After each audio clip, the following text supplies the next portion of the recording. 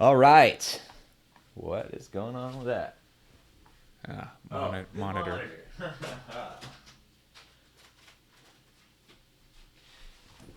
Welcome to the Helpful for Life morning show where we start perfectly on time every Morning. time. Every time. Yeah, it's sort of inbuilt. We have a clock, and it Yes. just tells us when it's time to start. Yes, and that's, again, one of the things about continuous improvement is living that message yourself, right? And yeah. Oh, yeah. That's how you know we're getting ready. Yeah, we're ready now. So, we just doing a little bit behind the scenes work and fighting the software that, typically works every time, right? When you need it to. Oh, every software I've ever used. Yeah. Yeah, I've never had any trouble with it.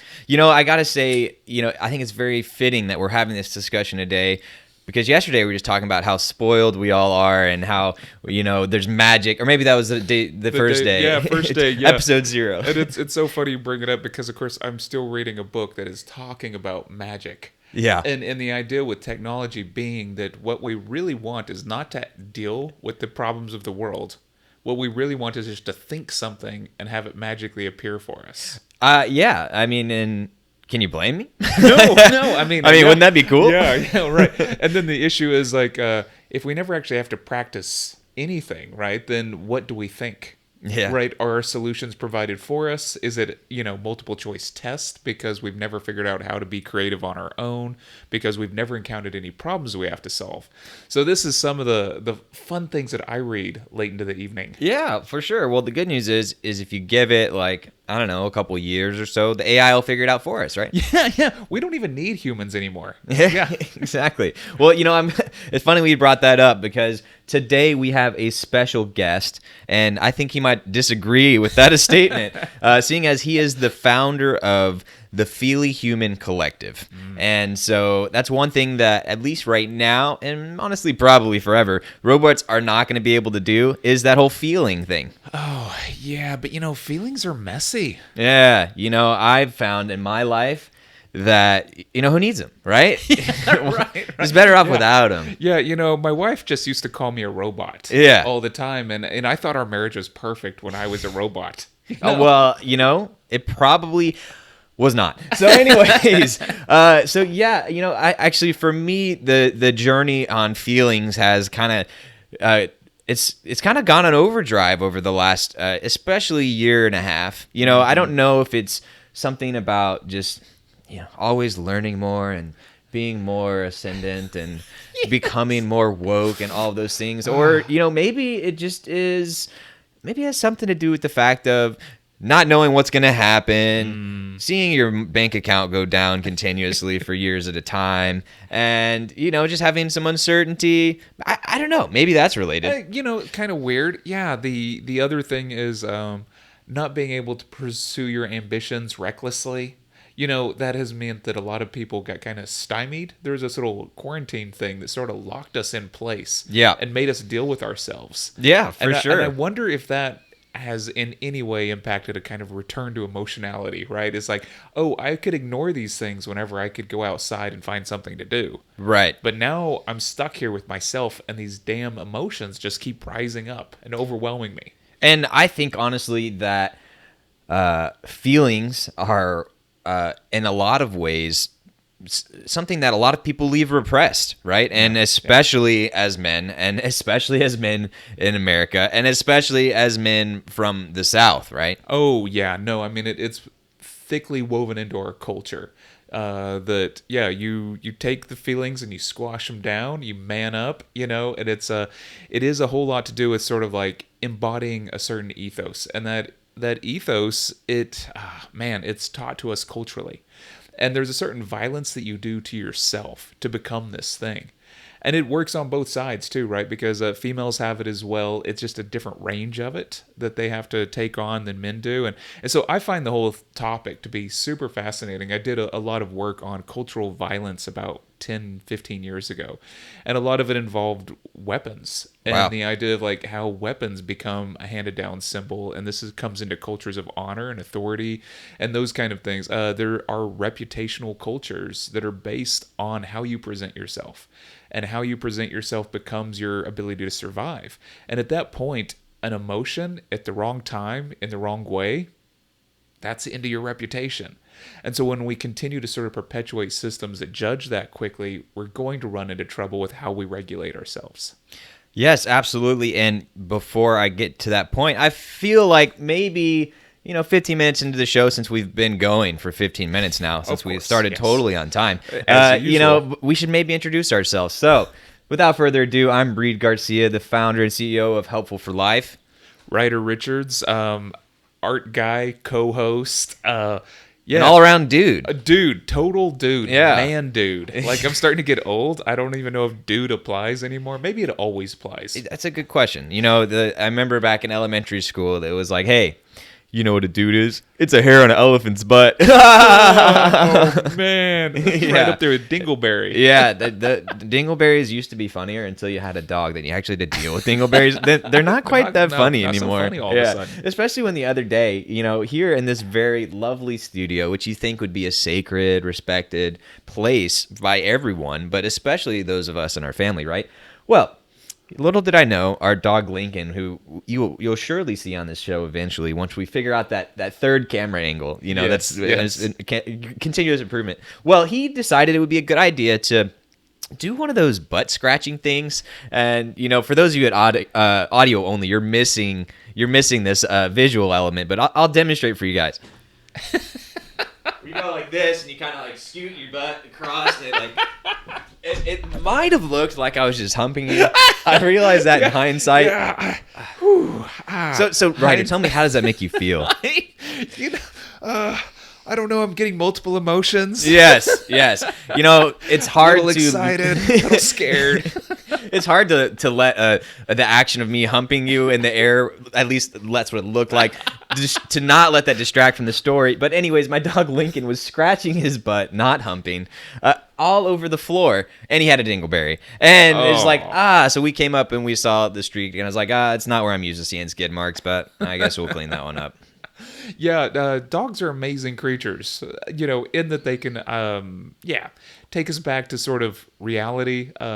We can think something is sacred, and then a dog comes in and, dingleberry streaks. Yeah, all absolutely. Over. Yeah. And, I joke because, joking is one of the ways we deal with emotions, right? Yes. But I'm glad that Lincoln happened to come up, because he's been one of the things for me that has been a good reminder.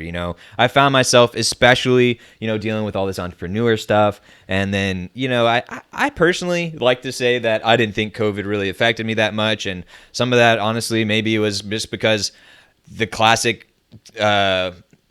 white guilt or privilege guilt, where it's like, hey, it didn't really affect me that much. Like, I was already an entrepreneur, and I was already working from home, and all these types of things. You had lived in an RV. Yeah, exactly. You had been prepping for this without even knowing. Yeah, exactly. It's like, I know what happens when you don't have water and how hard it is to find. But yeah, so I realized over the last few months that I think it had a bigger impact on me than I realized. And largely, I think that's because I'm very much a huge extroverted person. I've never lived by myself, not even once, which, I probably should at some point, and learn to be better alone and more comfortable with myself and all those types of things. But one step at a time, man. I'm a Southern if man. It ain't broke, don't fix it. Yeah. Great question. Yeah, great. A great point. Actually, yeah, I get that a lot at work. People will say this, and that phrase drives me bonkers. But we can talk about that later. But that's another emotion that wells up, right? Oh, for sure. Yeah, is when people say things like, if it ain't broke, don't fix it. And I'm like, no, it's exactly when you should be looking at fixing it. Yeah, this whole concept of preventative maintenance, right? And it's funny, we're talking about the South. We're talking about if it ain't broke. The thing that popped into my head was freaking John Deere's, and how, I don't know if you've heard about the right to repair laws, but that's a thing now where it's like, they sell you the John Deere, and then their big long terms of service, they say, you don't actually really own this thing, and you're just kind of renting it. And maybe that's not the exact verbiage, but the main verbiage is like, hey, you can't open that thing up, or like you avoid everything and you're not going to get any support, much less be able to order the parts from the manufacturer to replace it. Like, the good old days when your car, you could replace the things and get all the parts and all that kind of stuff. You don't have a belt, so you use pantyhose. And Yeah. there's all these things, but now the black box is turned into the green tractor. Oh, yes. Yeah. But there's something as well about this idea of maintenance that we're, and if it ain't broke, don't fix it kind of thing that comes back to mental health. And Right. And you've brought this up a couple times on the show is, why can this not be something, mental health in general, be like a grounding wire? Can this not be something like going to the dentist monthly, getting your check in, and this being so common that we don't take it for granted, we don't judge it, we don't think about it in any other way except for, oh yeah, well that's natural and that's healthy and we should do this. Yeah, for sure. And I just want to make sure to point out that one of our lovely commenters, Danielle, has pointed out that dude is a gender neutral term. So especially important to know in this day and age where went from two genders to a spectrum of genders, and I'm sure we'll talk about that a little bit more in the future. Yes, technically the other day. We need to prep in the past to bring this into the future. Yes. Yeah. It's a time-space continuum over here. My goodness. Spatiotemporality. Yeah. I think that I like the idea of dude being gender neutral. I think all terms would be more fun if they were. Yes, and they also add a little bit of confusion, maybe in some cases, why too. not? Let's just throw it in there now. Get people to quit thinking in that binary. Yeah, for sure. You're saying it's not all black and white; it's just in the middle. Thank you. We're here. We're here till Thursday. Yes, we have summed it up once again. Once again, that's what the lovely takeaways you get here from the Helpful for Life morning show. But yeah, when it comes to this preventative maintenance, I'm all about shifting this towards this, just something you do, right? And it's a checkup you do. And just like a doctor, or like if you're talking about a car, it's the preventative maintenance. You change your oil, you change your tires, you change your windshield wiper blades, all those types of things that you ideally are doing, right? Yeah. You should be doing. Yeah. And of course, like, we don't expect everyone to be waking up every morning and having their first therapist at breakfast, their second therapist at lunch. Right. Their 11sies. Yes. Yeah. No, I completely... I think it's just something that has been kind of eschewed or pushed aside in our culture, and a lot of men especially end up doing things like therapy and mental health on the sly. Yeah. They're afraid to talk about it, and then the fascinating thing about that is, then how do your friends know it's okay for them to do it as well? And there's you're right, in the South there is very much a machismo that runs through the culture, and to actually admit that there might be problems that you could fix by talking to somebody, this is just mind-blowing. Yeah. No, and especially, which is really important to think about, and one thing that I've realized more than ever, especially as a solo entrepreneur, a knowledge worker, if you will, someone who's working with ideas, creating ideas, things like that, more and more so, I've realized how important that mind space is. And I think it's one of the most underrated things, honestly. And it's easy for people to get kind of tired of it. And especially now when you come to vulnerability and some of these buzzwords that have been coming up more and more lately. But you know what? I think that's probably a little bit enough of the intro today. Before we have more of that conversation with Known, we don't want him to come in and us have already figured everything out we always do. I just had a zinger, but I'll hold on to it. Okay, good. Yeah, we'll pretend you'll remember that one later. Yeah, right. Yeah. So today is also an exciting day because it is National Coffee Day. Oh. Yeah, cheers to that. Cheers. Yeah. As usual, I am a massive coffee drinker. I don't know if that's probably not the right adjective. Oh, I don't think you should use some more body positive terms when you're talking about yourself. Massive is a little strong. Yeah, no, I drink probably 4 to 5 cups of coffee in the morning. Sometimes I have coffee after lunch as well. I try to slow down around 4 or 5 o'clock with coffee, but I've been told this is too much. Yes. There's no way around it.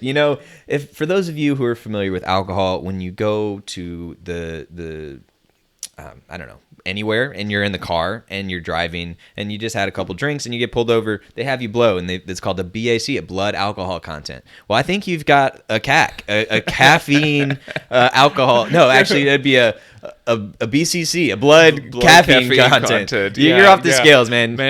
Whew, but you wouldn't imagine all the stuff I can get done. Yes, man. You know, it's interesting thing. For those of you who aren't familiar, I kind of learned this actually earlier this year about the introduction of caffeine into society, and you know. We haven't said it yet on our show, but I want to make sure that we do say it. There's a lot of things that we may not get right. Whoa, big surprise there. And there's a lot of things that we'll get partially right, mostly right, and then me in particular, I get everything right, as we covered yesterday. Right. There's just going to be a whole floating set of asterisks and disclaimers above anything that I say. But, Reed will be here to correct me. So yes, we brought Ryder on for the comic relief, Oops. But yeah, I thought I was just supposed to cackle into the microphone. Yes. Yeah, that the comic relief jester, I don't know. Punching bag. Oh, wait. Poop slinger.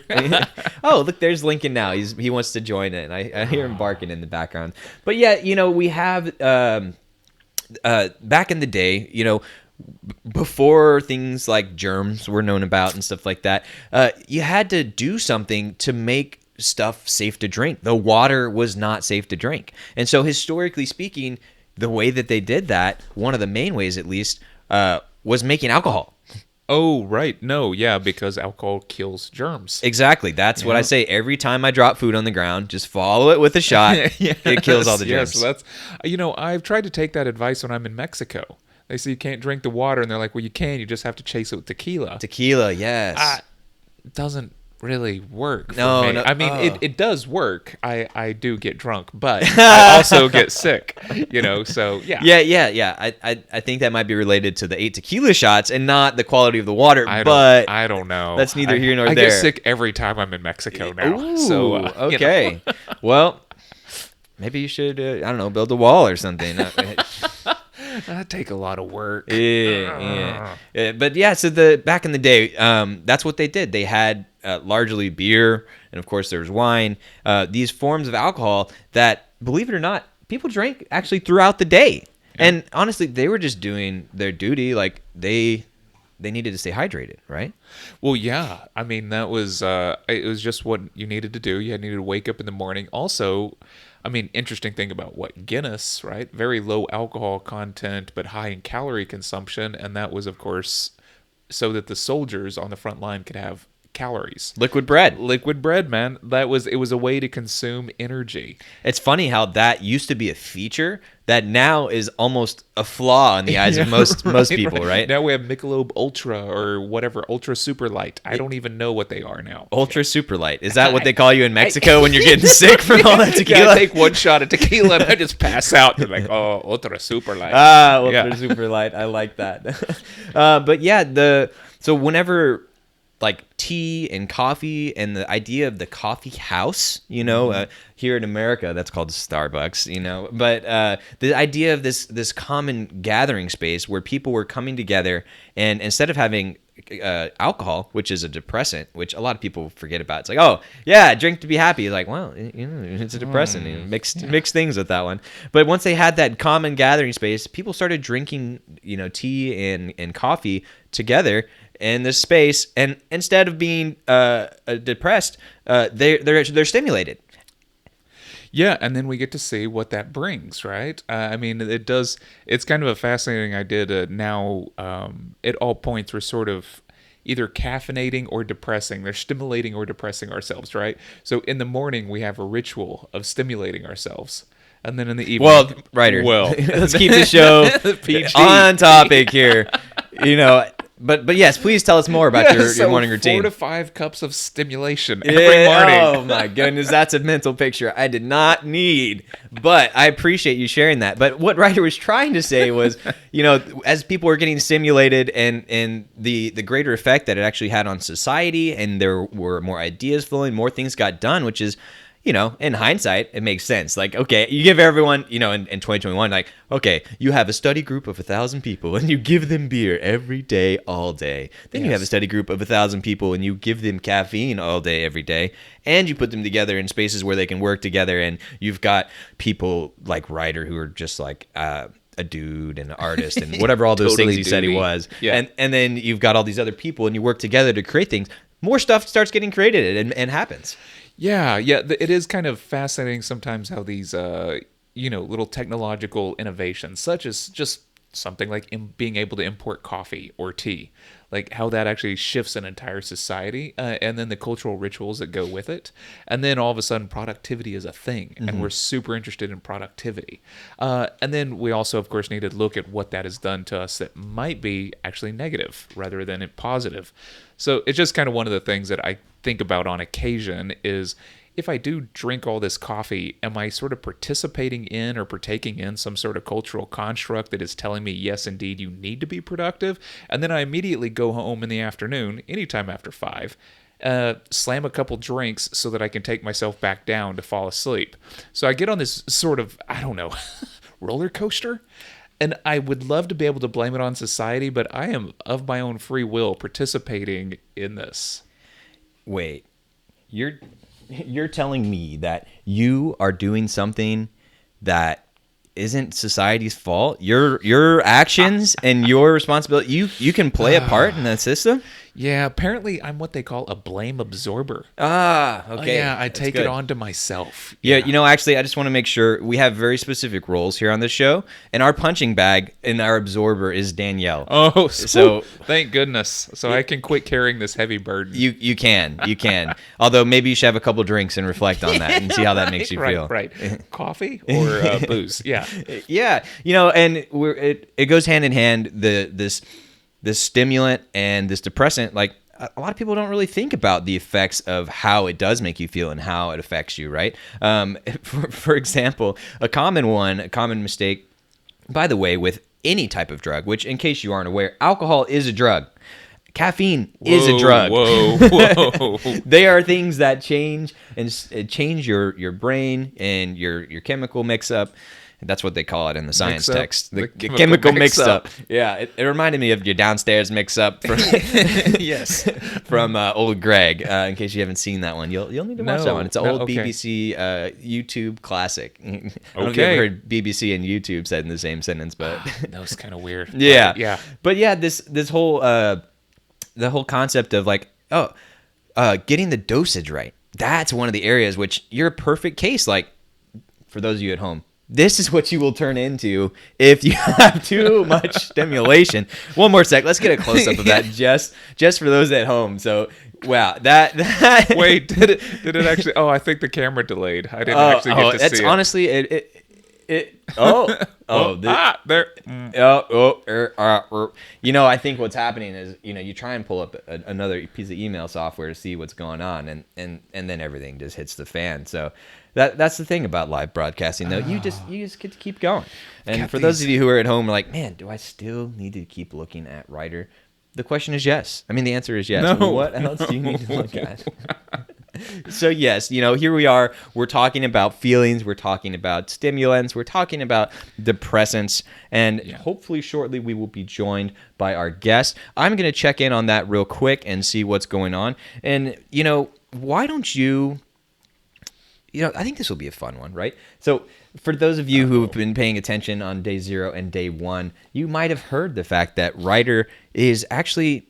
this is part of his interview. Like, he doesn't know it in his contract that we've never had written up, but I could fire him at any time because Texas is an at-will employment state. That's right. Yes. And you're an entrepreneur. Yeah, and I get to do what I want, right? I am Yeah. all powerful. That's why I intentionally make my chair higher than yours to show the superiority, despite the fact that I'm only 5'7" 3/4" and you're probably what, 6'2"? No.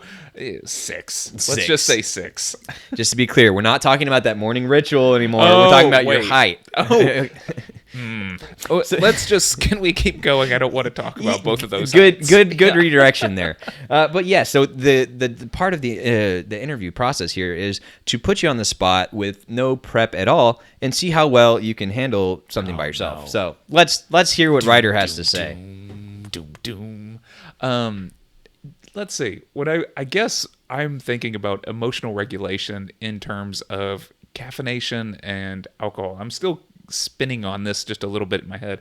One of the things I guess I'm thinking about there is sugar as well.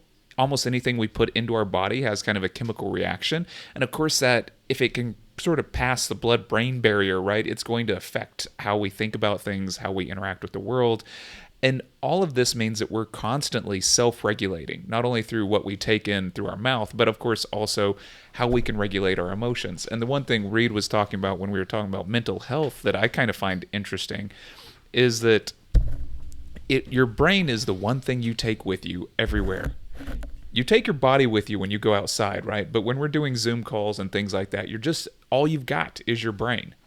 And if you can't sort of regulate your emotions in some way, or at least be aware of them, then every interaction you have might not go according to script, according to plan, and it might get out of control because you're just not sure what's going to come out next.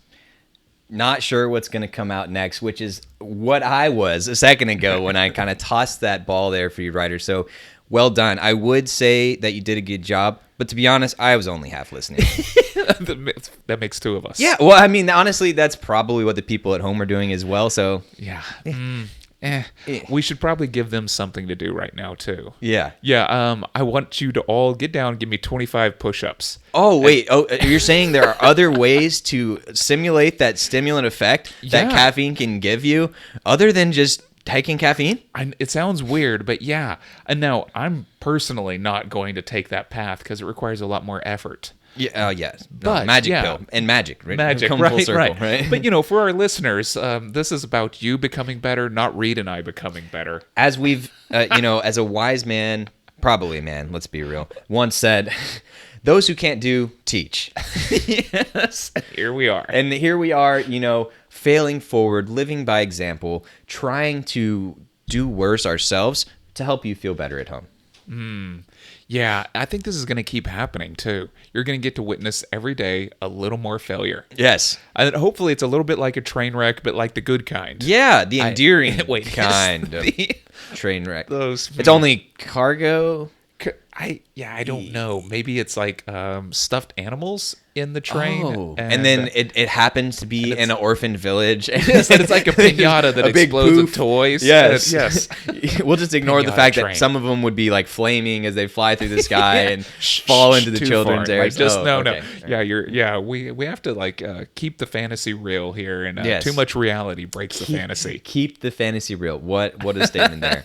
So this just in, we are having a change of plans. We're going to have known on another day, which is good because honestly, regardless of if we had him today or in the future, there's so much we could talk about when it comes to mental health and things like that. And we're hoping to have him as a recurring guest so we can dive into all of those things. But until we get to that, let me ask you a question, Ryder. Oh, boy. What is one thing within the last week where you've just been like, oh my gosh, what am I going to do now? This show, really. Yeah. This has been, yeah. Honestly, the hardest part of this show for me so far has been having to wake up. For sure. Amen. I had gotten into this lovely groove of not having to wake up until close to 8 o'clock. And then I could do a little bit of work from home and then cruise into downtown McKinney without having to contend with traffic. So getting my head wrapped around getting up early and fighting just a tiny bit of traffic, I'm getting sort of flashbacks to when I used to commute for about 3 hours every day. You used to commute for 3 hours every day? Oh, yes. It was lovely. Yeah. And so, you can burn through a lot of audiobooks, but over time I just built up a lot of rage. Yes. Weird. So wait, let me just paint a mental picture for those of you at home. Here's Ryder getting into his car, I'm ready to go. Got a 3-hour drive and 4 cups of coffee. Let's go. I would actually have like a bandolier of this coffee just strapped onto my chest. Sometimes, when you're passing somebody, you can't quite reach into that extra cup of coffee. So you grab the 5-hour energy and you throw one of those just back. Throw one. Yeah, just like a little all quick the way. shot. Yeah, for some reason, it would be really funny if I got fired from that job for being too enthusiastic, but that wasn't really what happened. Well, man, 3-hour commute. That sounds like the type of thing that I used to hear in LA when we lived out in LA. And honestly, man, and I'd be curious to hear why you did that, frankly. But I think the answer for most people is that's just the way life circumstances happened. And in the case of LA, it's like I want and or need this job that happens to be where most of civilization is densely populated and concentrated. And I want to live in a place that I can afford, which is a whole other topic in and of itself. Oh, yeah. And so therefore, I'm going to have to move far enough away to where I can afford the thing, at least to get maybe the type of living space that I want. And then I have to do this commute, which is like, wow, talk about freaking autonomous driving, man. Like, get on board, people. You want autonomous driving. Yes. You know how many billions or trillions of man hours are wasted in the car every year? Much less, the crashes that happen with that one. They're not as happy as that railroad. No. crash. You don't have the pinata of toys. Yes. No, it's one of those fascinating things, and I can real briefly kind of sum up why we did it. Is we moved here, and as my wife and I are both artists, not knowing how in the world to make money except for to teach, right? Of course, we make art objects all the time, but as true artists, we make objects that no one wants to buy, because I guess that means you're real or something. Yes, for sure. Anyway, yeah, I've kind of gotten over some of that, but there was these sort of cultural stipulations that were in place. And to maintain a job so that we could afford the house, I had to bring in money somehow, and the only way I knew how to do it was to teach. So I was teaching down in Mesquite and just making that drive down there and back every day, and it was kind of a fascinating time period because, of course, I also thought I was doing it for my career, so it was reputational and it was about building something, and so in that regard, I could project into the future and say this is necessary now. This would just be a temporary blip. Fascinating that I now no longer work there and have a different job completely, which doesn't require any of those things. And I'm only sort of marginally still in this art world where I make a living or make work that's based on that. And the reputation in that space is no longer as relevant to me. So it makes me really see now how much value I put into who I thought I was, let's say 10 years ago. Yeah, no, that's a really interesting point. And I want to get back to that reputation aspect and how that plays in society. But I also wanted to point out that, honestly, we're probably better off because, again, those who can't do teach. So we already have someone who was a teacher here as well. And the only thing I can imagine and hope, and I have no idea what age you were teaching, there had to have been some fart jokes in there. It was college. It was college. Yeah, See? yeah. I don't know. What were you teaching? Art, of course. I was teaching sculpture, art appreciation, design, and drawing. Occasionally, I would teach painting as well. And it was funny. I was at this art residency a couple months ago, and that's just basically 8 artists all living together for a month making work. And one of the things that we were talking about was their teaching load. And their teaching load is something like 2 or 3 classes per semester. I think I had 7 classes per semester, while also teaching on or operating on 6 to 7 committees. And so the workload was also about double any other professor that I've ever bumped into. And so that's also these kind of fascinating things you can get into is if you would get better simply by doing something, then I was getting like twice as good as everyone else every year. But I don't know if it actually panned out that way. For sure. I mean, there's that entire balance of how deep do you go into a thing versus trying to do all of the things, right? And it's a constant struggle. And, it's one worth having, right? Because there's value in both, right? There's value in being that person who goes into the one thing or one topic or one skill way, way, way deep. We need those people to specialize like that. And that's how we get a lot of the advancements in technology, art, literature. And, if you, for example, if you have a guy who decides to just completely focus on how to analyze life and make it better for other people. Like sometimes it takes someone to take that sacrifice for the greater good of society. I've heard of these saints, Yes. that just really go out of their way to figure out everything for us, so we don't even have to try anymore. They're going to package all the ideas up into this nice, maybe a morning show or something like Yes, that, yes. and just hand it over to us, and our lives will just be instantly better. And I don't know if this is exactly how it works for those type of people, but if I can't remember if they need to be English or not, but it sounds like those people should be knighted. Oh. We could do a knighting ceremony at some point if we ever find one of those people. If we ever find one of And those people. I'll make a sword. And then fall on That's really that's really what I want to do with my time, I think, is just make weird objects. I don't know if I actually want to do any kind of real job. I think just learning how to make things like trebuchets and swords might be my next career. For sure. So, I said I wanted to talk a little bit more about that society and reputation aspect, and we're just going to do so here in like 2 minutes, and then we're going to move on. But the one thing that I wanted to bring up was, I don't know if you've heard of it or seen it, but there's a Black Mirror episode where, think of Yelp or Google reviews or any sort of rating service, right? 5 stars. Like every time you had an interaction with a person, you rated them. Yeah. And that was a sticky reputation that they had everywhere they went. And of course, they had augmented reality or something, if I remember correctly, or at the very least, they could hold up their phone to any person and then scan them to see what their reputation was. And, of course, being Black Mirror, things devolve and things get really bad, which for those of you who aren't familiar, Black Mirror is a Netflix show, which is a really interesting one to watch. And I think that one is called something like Social Capital or something like that. Yeah, so look it up. It's on Netflix, and it's a really cool show because they take little aspects of our society and then they amplify them to be like, this is what the worst case could be. So to give you another example and a little bit of a warning, if you don't like or you get triggered by or have some issue with any one of the episodes, they're all very different. Each one is more. They're not really a series in any sense of the thing. Each one is its own thing. So there's a certain something in the first episode, if I recall correctly, related to bacon and politics. And a little bit of that motion I was doing earlier towards you, minus the butt scooching. So yes, La la la. Yeah, la, it brings up some good memories there for you. Your happy place. Yeah, it's your happy place.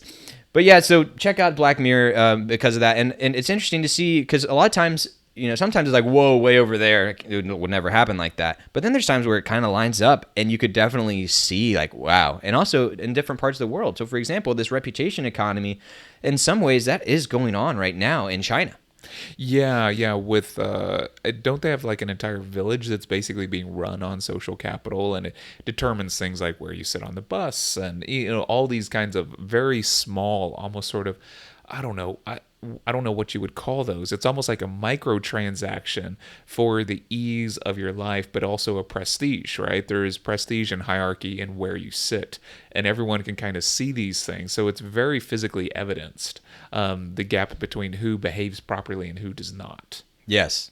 Yeah, and so one other example of something that they do, which I believe this is China as well, is if somebody does, let's just say, some petty type of crime like jaywalking, they put that person on a giant billboard to like point them out and be like, hey, this person jaywalked or what have you.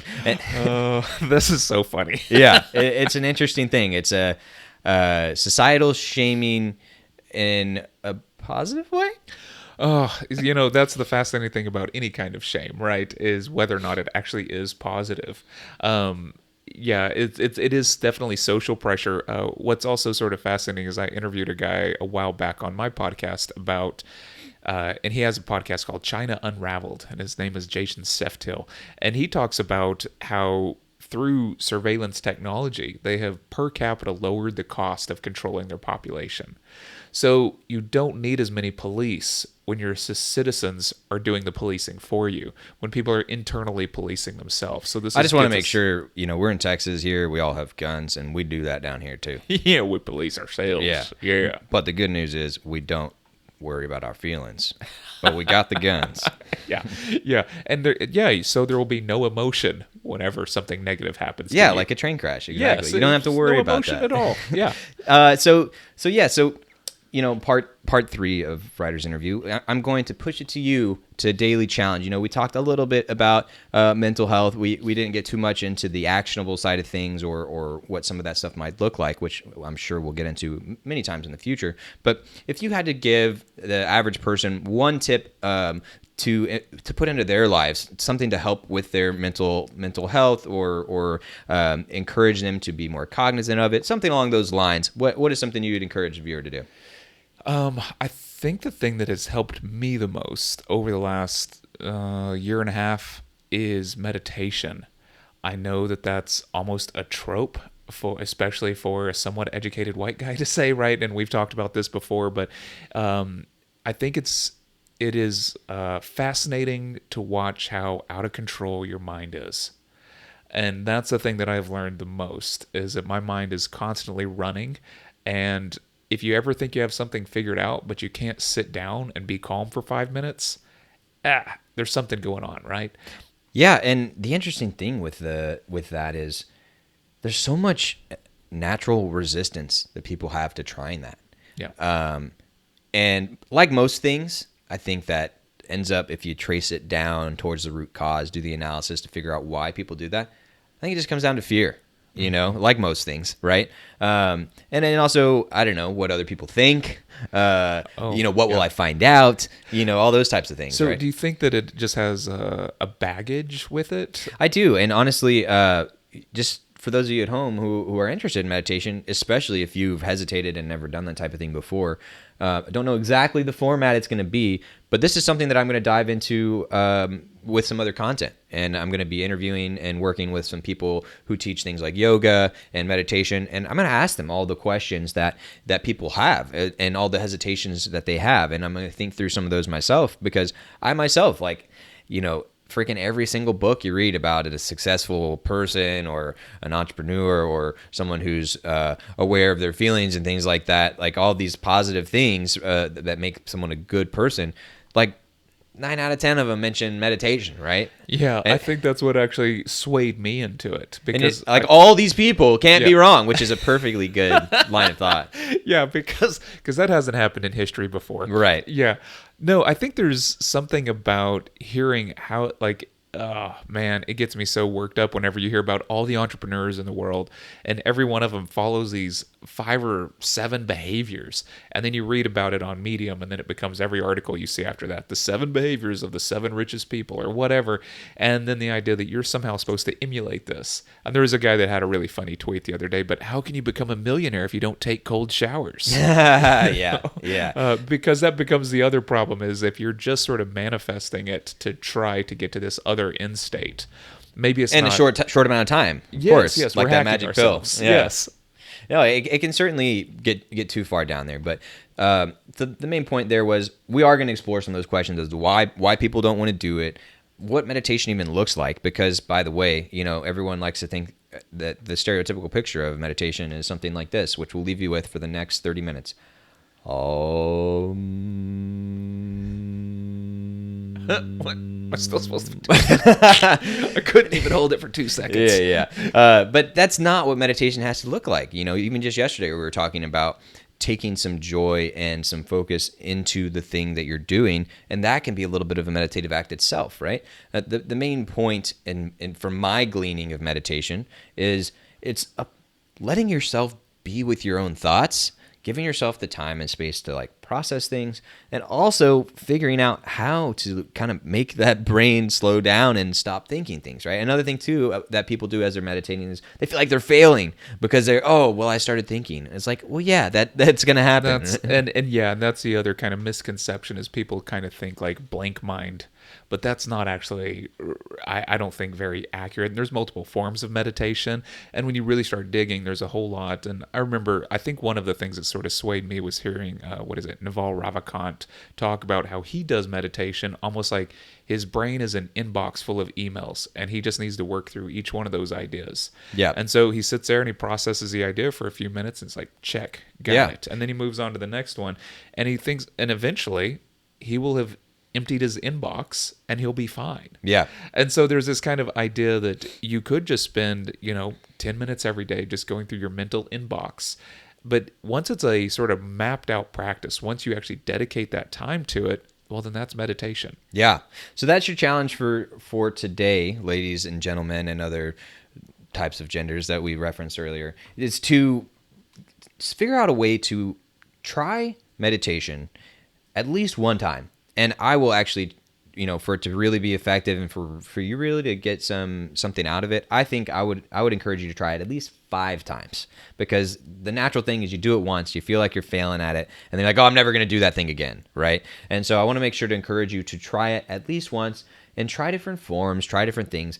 There are apps for this, big surprise. There's websites, you can go on YouTube to learn a whole bunch more. And of course, we're going to give you guys some education on this eventually as well, which if you're here from the future, we'll have linked somewhere, and below, above, or, one of these places. And then, but yeah, so try and incorporate some meditation, and maybe that's going for a walk, maybe that's doing dishes or something like that. But the main point is take a second to slow down, and like we were talking about yesterday, the consume versus produce. Like in this day and age, we're doing so much consuming. We're getting barraged with so much information, both from the media, from our friends, text messages freaking all the time, which from scrolling Helpful for Life TikTok, go follow us right now.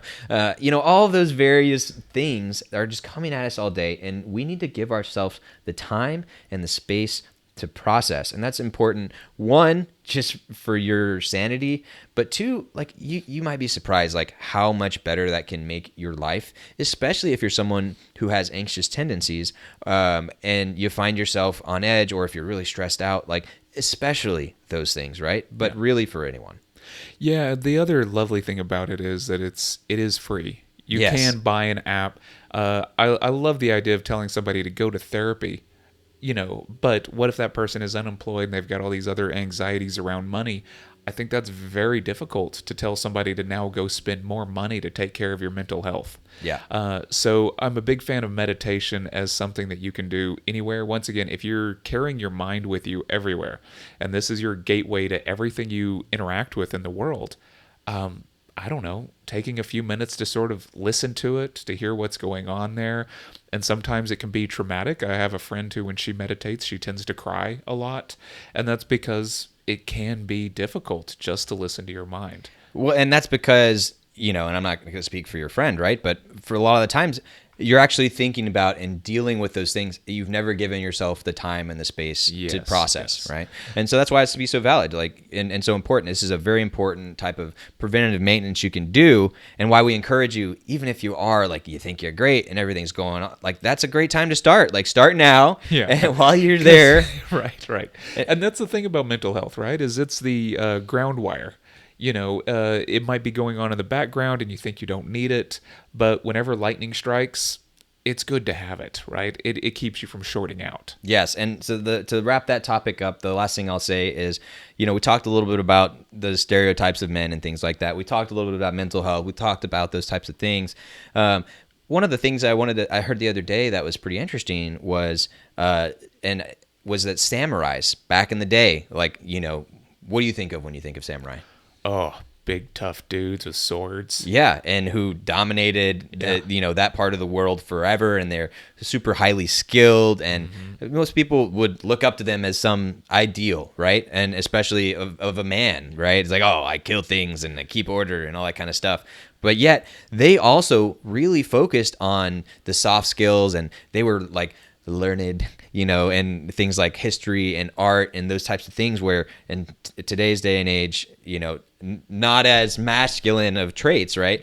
But they were in touch with that side, but yet they were also these amazingly effective military people, right? Yeah, I think it is fascinating that we can be both. We in our current society, we really have segmented people out into specialization, and thinking that the brain, like if you're going to be a soldier, you only need to know soldier things, and this just maybe isn't true or a good way to move through life. Right. And speaking of ways to move through life, the next thing that we're going to talk about is relationships. And we're just going to spend, for those of you at home wondering, like, man, they started a little late. Are we still going to get that full hour? Well, yes, yes, you are. Do not fear. Lucky for y'all. Yes. Man.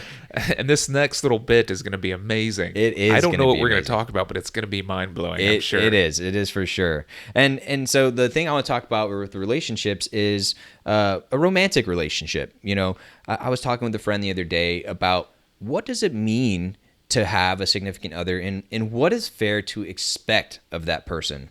And it was a very like poignant question, and like I totally got why she was asking it, and it made me think. I was like, you know, I've never really sat down and really defined it and said, and you know, she was asking questions like, how often should we be talking to each other? Does texting count? You know, how often should we be hanging out? And you know, questions along those lines.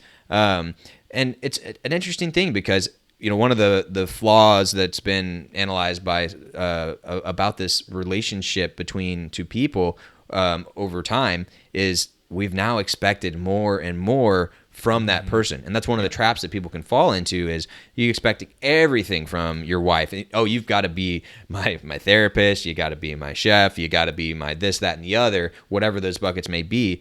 That's one of the flaws. But yeah, so what are some of your thoughts? What comes to your mind? I mean, my initial thought to that is that people are individuals and that each relationship is unique. And the idea that we could at any point sort of stipulate out a framework and say, well, yes, you need to spend 3 hours doing this and 2 hours doing that, and blah, blah, blah, blah, blah. Like, this sounds like another kind of artificial construct that we put onto things. So my initial tendency on something like that is to sort of push back and look into the uniqueness of what each relationship requires. People are different. They need different things. They want different things. I think one of the things that I think about more is being respectful of that other person, paying attention to them, like listening with good intentions, and then trying to act on those. So those are the kind of things I think about when it comes to significant other relationships, and probably all relationships. And then also being honest with that person. And this is something that I'm learning about right now, is how to know what your boundaries are, what you're willing to do, and what you can do without actually growing resentful at some point, right? And so being able to trade those things off, all this requires a tremendous amount of effort and awareness. And that might be the thing about relationships that, you know, I think the quarantine has brought a lot of that to light. For sure. And that effort and awareness, I feel like those are two very key terms that Helpful for Life is going to be pushing a lot. I mean, the first step is to pay attention, step outside of your situation a little bit and look at it, analyze what's going on, what things are going well, what things are going poorly, being aware of the situation. And again, an important step there is stepping out of it to maybe, because guess what? We all have our own story. We all have our own view of how things are going, what the person is or is not doing. Guess what? That person has their view too. And both of you are kind of wrong. Yeah, I mean, that's also the fascinating spot, right? Is usually we want them to admit that they're wrong and we're right, and they want this exact same thing from us. And then the idea is like, well, how can we get this problem outside of us so that we're both standing together looking at the problem, right? Not standing facing each other in adversity, but actually side by side looking at the problem as an independent thing that we can then solve together. Yes, that's a subtle mind shift, but it's huge, right? Going from you versus me, us versus the other, which, by the way, it gets to our caveman brain and the fact that, something I'm sure I'll say many times on this show, you forget. We humans, we think we're all enlightened, we have cool radio shows, we take our shirts off, we hump in the air. We're very enlightened individuals. We think we have this unlimited free will. We do whatever we want, how we want it. But we forget that at the end of the day, we are animals. There is some common programming between all of us. That's why all of us, have these, well, not all of us, but, can have these arms and eyes and ears and all these types of things, is because we are part of that same DNA. We are related. And guess what? Believe it or not, if you take 1,000 people and you expose them to the same situation, there's going to be a lot of patterns. Yeah. Once we get to the right sample size. I mean, that's kind of what I'm curious about too. This conversation you had with this other person about relationships and like how much time do you spend together? How do you do this? How do you do? Did y'all settle on anything? Because I do know that like while one tendency in me is to push back against that kind of information, there's a lot of things we have found out through neuroscience and cognitive behavioral therapy that certain things work. Yeah, no, for sure. And the short answer is we talked a little bit about some expectations, but I definitely emphasize the fact that everyone's different. And I think if we haven't said in the last 2 episodes, comparison is a troublesome thing to do, right? And most experts will encourage you to not do it, or at least not do it that much, because by definition you're going to always be failing compared to some people, or be doing worse. And of course there's going to be some people you're doing better with, so it can be good. It's like, oh well, I am failing and stuff, but at least I'm doing better than that guy. Yeah it's such an easy thing to do, right? And once again, it goes back to the caveman stuff. And we have a great tendency to judge others and then place ourselves somewhere in there. And what's really fascinating about it is through some of Daniel Kahneman's research, then he actually talks about how we're willing to see other people suffer as long as we can position ourselves above them. Yeah. Right? We will also suffer.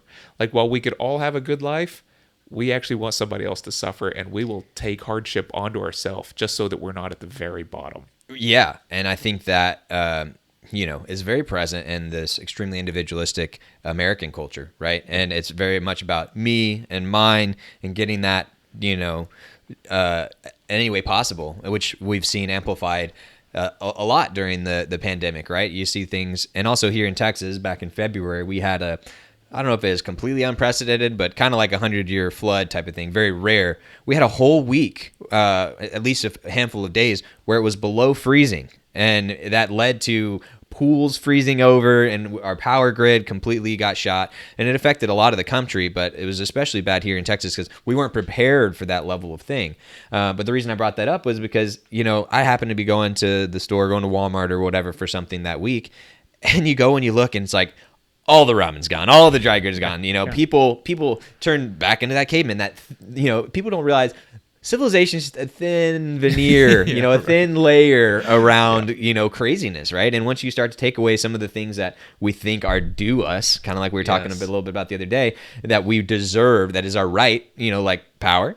And internet and clean water and which, by the way, a lot of times is affected by power. And once you take some of those away, people devolve real fast. Because then how do you make alcohol to purify that water? I mean, it gets really complicated. We just need to repeat history. I think maybe, ironically, I honestly think it might be a little better for our society if we shifted momentarily to that more slowed down and drinking alcohol all day. And just for you viewers at home, we are going to do that as an experiment and get back to you. We'll let Next you know morning show, that coffee cup will not be full of coffee. Irish coffees, here we come.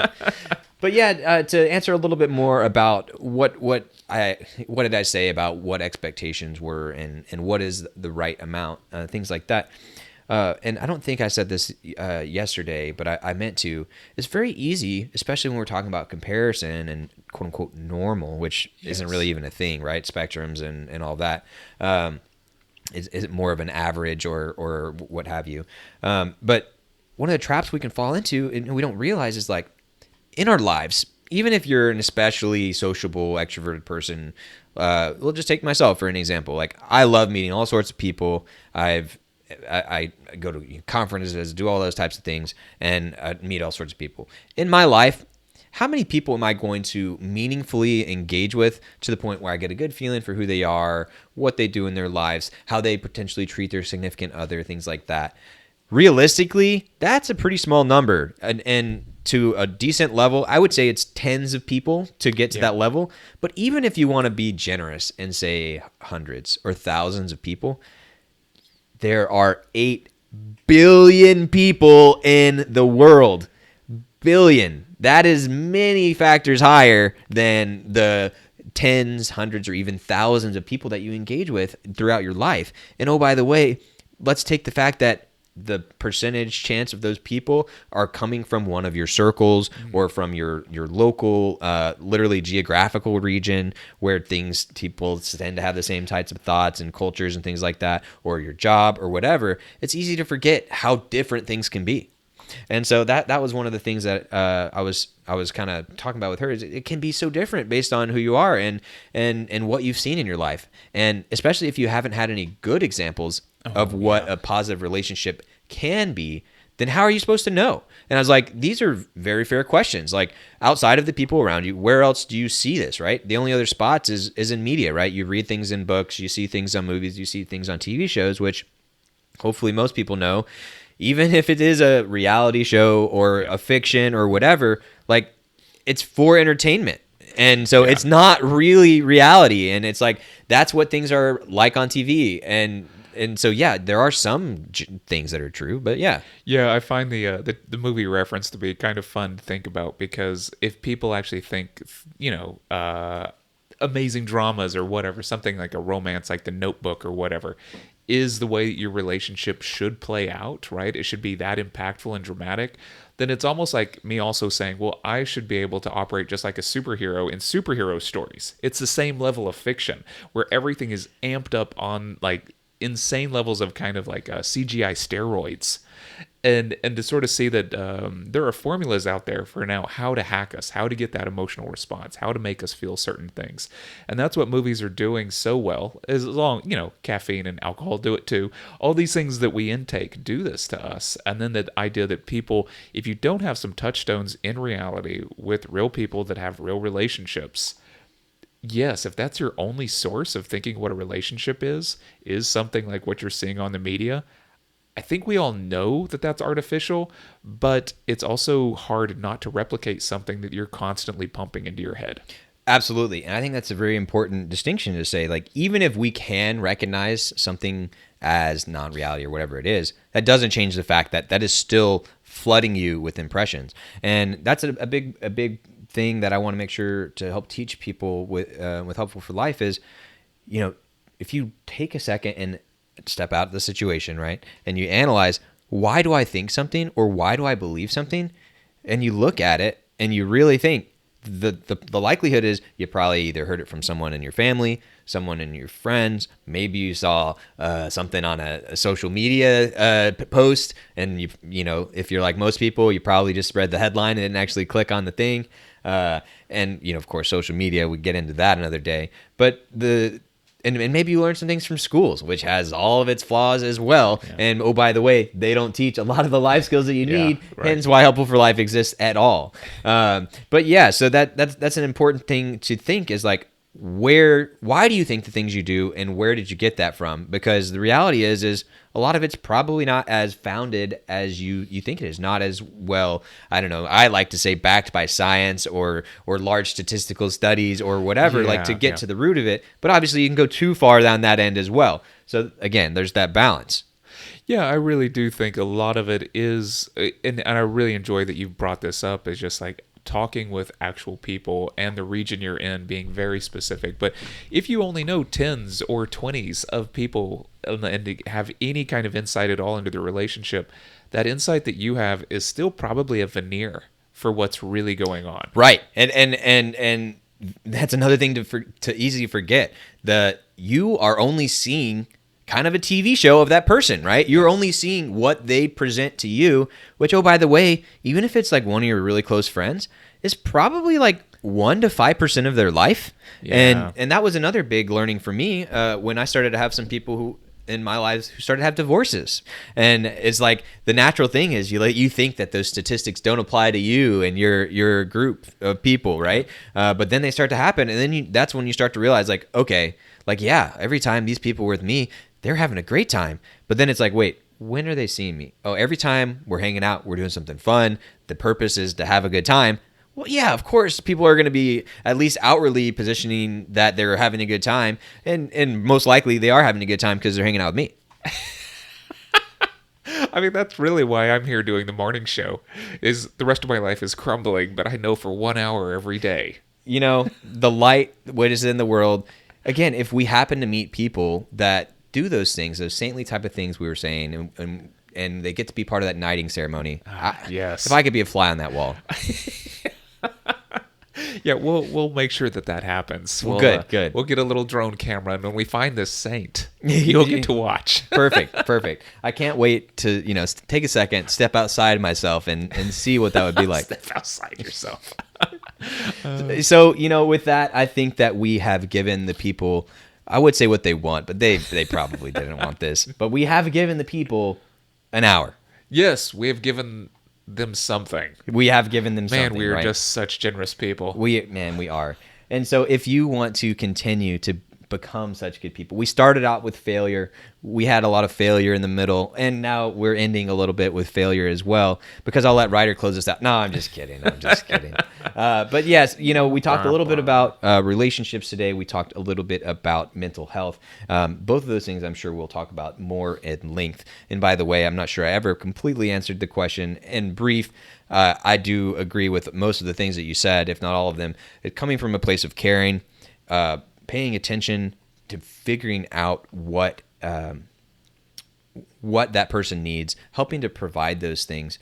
But most importantly, like taking the time to, again, step outside, analyze, and see like, okay, hey, maybe our sex life isn't going as well right now. Why is that? How can we take some steps to fix that? Oh, hey, I've realized that they seem really stressed, or they're overwhelmed with this, or am I, have I done the effort to figure out how I can show love to somebody, right? And how they want to think, how they want to receive that, love languages type of thing.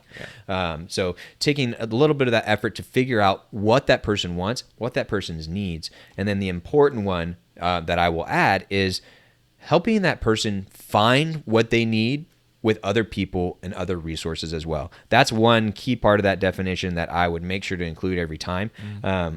And that's the one where I feel like most people miss, because they are just trying to either do it all themselves or they're not really trying at all. Yeah. And the big thing is most people, I would imagine, like they're failing in these small ways day after day after day, and then they let it build up and they build up, and then it gets to a point where it breaks, and then there's no coming back. And so part of it is, hey, let's start having those regular intervals where you are checking in, where you are thinking about it, where you are having those conversations and being honest with one another. Because if you can't be honest and open with your significant other, then in my opinion, that is something very wrong, and that needs to be addressed earlier rather than later, because I don't see that being successful in the long term. Well, no, and especially not if, like you said, our significant other is now forced to play a lot of roles.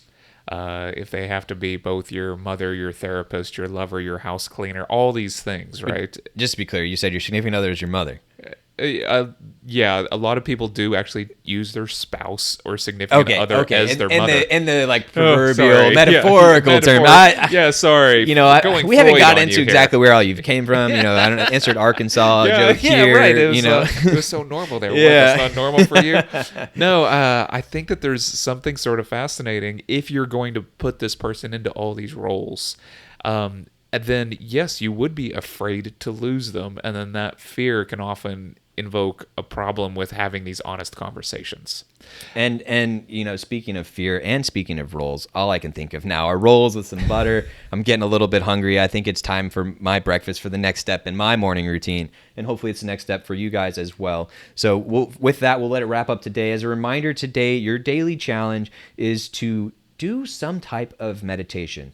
And again, that could be, it doesn't need you to be sitting there going om, although it certainly can be. It could be you just sitting there with your eyes closed thinking. It could be you doing some rote task like dishes or sweeping. It could be walking around the block. The main thing I would encourage you to is don't have stimulation in your ears. If you want to have some sort of like peaceful, calm background music without words, or maybe an ocean sound, or some sort of naturescape, you can do that type of thing. But don't go listening to your favorite artist while you're trying to meditate and think about your own thoughts.